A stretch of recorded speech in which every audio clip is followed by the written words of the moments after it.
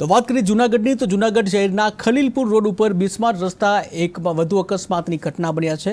વ્રજધામ એપાર્ટમેન્ટમાં રહેવાસી સોલંકી સિદ્ધાર્થ જગદીશભાઈ પોતાની મોટરસાઇકલ ઉપર જતા હતા અને તે દરમિયાન રસ્તાની બિસ્માર હાલતને કારણે બાઇક સ્લીપ થઈ ગઈ અને તેમને હાથ તથા જે માથાના ભાગે ગંભીર ઇજાઓ થઈ છે।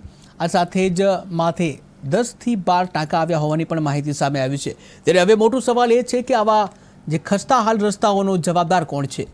જ્યાં રાહદારીઓના જીવ સાથે ખેલવા બદલ તંત્ર ક્યારે જવાબદારી લેશે તે પણ એક પ્રશ્ન છે। ત્યારે વહેલામાં વહેલી તકે આ સમસ્યાનું નિરાકરણ આવે તેવી લોકમાંગ છે। વચરાજમાંથી છોકરો મારો આવતો હતો અને ગાડી સ્લીપ થઈ ગઈ છે। રોડ ઉપર ટાટના મોટા મોટા ગરબા છે એને હિસાબે ગાડી સ્લીપ થઈ ગઈ છે, તો એનો કાંઈક ઈલાજ કરવો જોઈએ। અત્યારે કેવી ઈજા થઈ છે? અત્યારે જો માથામાં 10-12 ટાંકા આવેલા છે અને હજી હું જાણું એવું બોલી નથી શકતો અને થોડોક આમ હાથ પગમાં તે વાગેલું છે। તો તમે શું કહેવા માંગો છો? બસ મારે એટલું જ કહેવાનું છે કે અમારે કમાવા વાળું કોઈ નથી, છોકરાઓ માથે મારું ઘર હાલે છે અને આ રોડનું કાંઈક વ્યવસ્થિત કામ કરાવવું જોઈએ।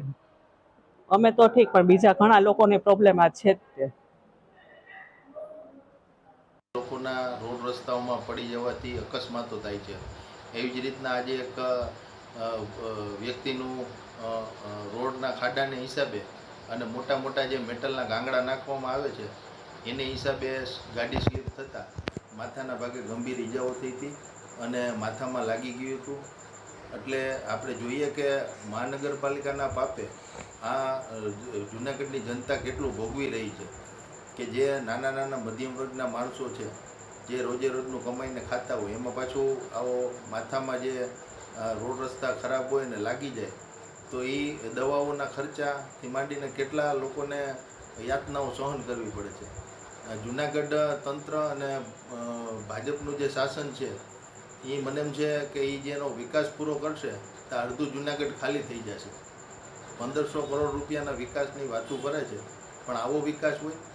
જૂનાગઢના વેપારીઓ ત્રાહિમામ છે, જનતા ચારે બાજુ જાય તો ગમે ત્યાં ખાડાઓમાં પડે છે, લાગે છે, અમુક તો મૃત્યુ પણ થયા છે।